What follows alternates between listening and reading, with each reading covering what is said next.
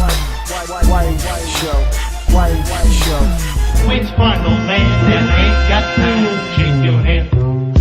Get that side check, put it in pockets till I get back. Going downtown. Alright, for any long-time viewers or newcomers, Final Fantasy is a series that I kind of love, but I kind of hate sometimes because some of the games are just crap. And I actually have a new idea, top 5 spin-offs for Final Fantasy, which we'll get to another day. Today we're talking about Final Fantasy Type-0. This is a special game. It came out years back, and not in America though. So, we never got a chance to actually try this spin-off that was held as more kind of a mature, dark look at the Final Fantasy series. So, the game finally made its way here on the PS4 and Xbox One of all systems, because it was originally a PSP game. The story is about a class of kids who take on missions for their side of their, I guess, the world is kind of at war with each other, almost like a civil war, it looks like. We're at war with the guys that actually kind of look like the good guys because they're all blue and they feel like the heroes, and we're kind of like this red evil looking thing, and most of the people you work on are just complete dicks. But anyway, you have to go there and you basically have to kill them or shut down their organization and so on, and it's a bit confusing, but the more you play, the more you get into it. But what really gets you is, you know, learning about Class 0. Those are all the kids in your class, and you invest time into them and you become more invested with them than anything that the actual war is going on. So that's pretty cool. But with this darker take on the franchise, do we actually get a quality game? I mean, that's the most important thing. We're finding out right now. No, I haven't. You?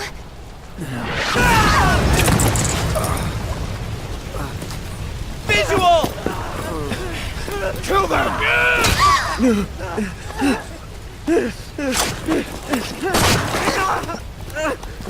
Which one, old man, that ain't got time to shake your head? Get that side check, put it in pockets till I get back. Going downtown.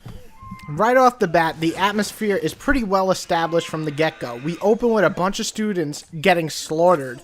Then you cut to a chocobo who saves you, like, barely. And remember these, like, cute little chocobos that look like gigantic chickens? Yeah, well, it's bloody as fuck. Wounds all over its body. It's saving the master's life. And then you find out that it's dying, and then only moments later, it does die. The game is filled with these types of scenes. Scenes of sadness, of desperation, of actions of war. It leaves you feeling those effects, and that's pretty new for a Final Fantasy game.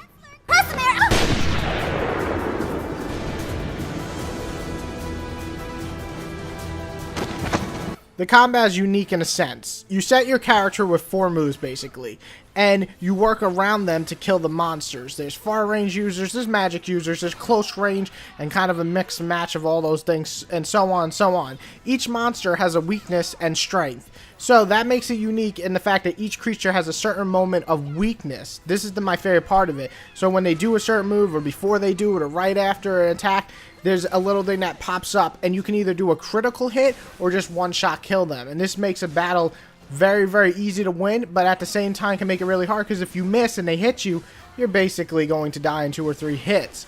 I love this. It amps up the gameplay. It makes it to stay on your tiptoes at all times and try to maneuver while kicking ass and not just clicking X, X, X, X, X over and over again. The content is also back in this game, and also the openness of the game is something that, you know, vets of Final Fantasy, such as myself or anybody watching this who's played Final Fantasy way before Final Fantasy 13, this game wants you to replay it once you beat it, giving you new stuff to look at. There's actually new cutscenes, there's new content after you beat it the first time. The openness, this is something I love, lets you walk around this pretty large overworld. As you get into random fights, you can grind a little, you can do side missions. It brings back that old Final Fantasy feeling, and in a good way.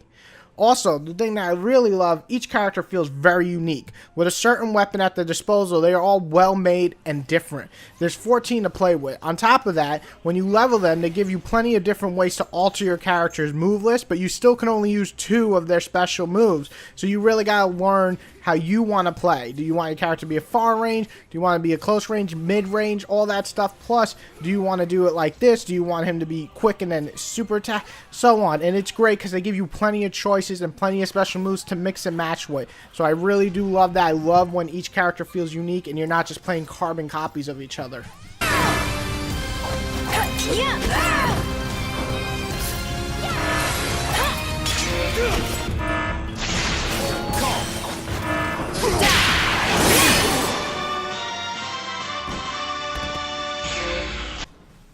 Now, the bad definitely start off with the obvious graphics. They are an HD remaster, or maybe they are, but some of the models look pretty good, as do some of the effects, especially the effects, and some of the monsters. But don't get it twisted, it's still a pretty low budget looking game, because it is a PSP game, and it really looks like a beginner PS3 game, and I just wanted much more from the graphics. You'd think Square, the megaton of Japanese RPGs, would, I don't know, invest and overhaul the whole system and make it pretty for maybe even a late PS3 game, but no, this is definitely an early PS3 game, if not even lower.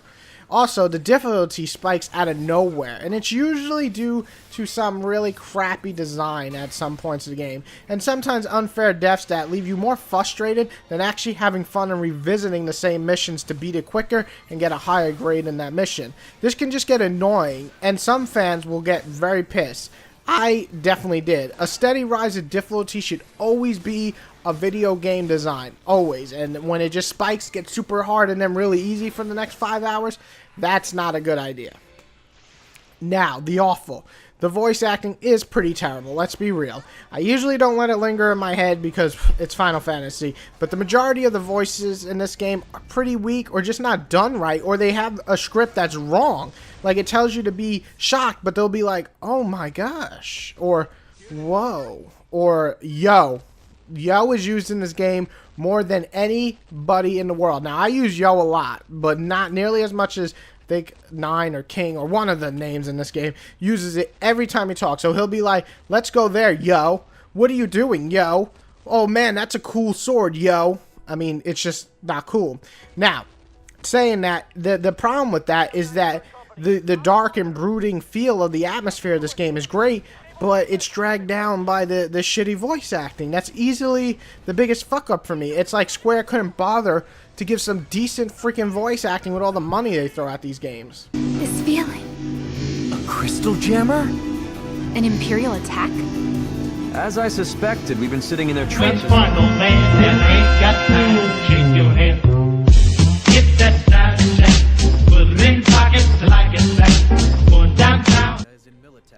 Final Fantasy Type-0 is a game that would have fared better if it was released originally when it came out a while ago on the PSP, because that's where most of the faults come from. Like, the people complain about the camera, doesn't, you know, with the blur, and it doesn't really affect me. I played games with way worse camera, and I don't really get affected by the blur.